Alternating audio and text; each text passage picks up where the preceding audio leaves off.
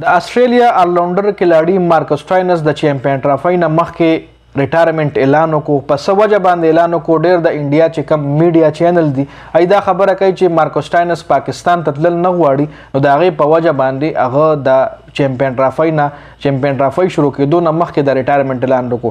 چونکې دا ټایم د آسټرالیا ټیم درې اهم کلاړیان چې کوم دي لکه پیټ کامنز شو، جوش هیزلوډ شو او د نه علاوه میچل مارش، دا درې وړه کلاړیان انجری دي او پکې مارکس سټاینس په داسې عین موقع باندې خپله د ریټایرمنټ اعلان وکړو. نو انډیا چې کومه میډیا د هغې دې خبرې غلط رنګ ورکوي او ډېر چې کوم پاکستاني صحافیان دي نو هغوی وایي چې دا مارکس سټاینس د لیګ کرکټ دپاره د آسټرالیا مین ټیم پرېښو، لکه لیګ کرکټ آی پی ایل وغیره، پی ایس ایل یا څومره په دنیا کې لیګونه کیږي، د پیسې دپاره هغه د خپل مین ټیم چې کوم دی د آسټرالیا هغې نه د ریټایرمنټ اعلان وکړو. باقي تاسو که د آسټرالیا د لموي درې اهم کلاړیان الریډي د چیمپئن ټرافي نه بار دي د انجري په وجه باندې، او مارکس سټاینس یو بیسټ آلراونډر د آسټرالیا چې هغه هم د آسټرالیا د ټیم نه د ریټایرمنټ اعلان وکړو. د آسټرالیا ټیم په چیمپئن ټرافي کې شدید مشکلاتو سره سر ده. ګورو به چې څنګه پرفارمنس کوي، خو خیر آسټرالیا سره د ټیلنټ څه کمی نشته، کېدای شي دی په ځای یو بیسټ آلراونډر پیدا کړي.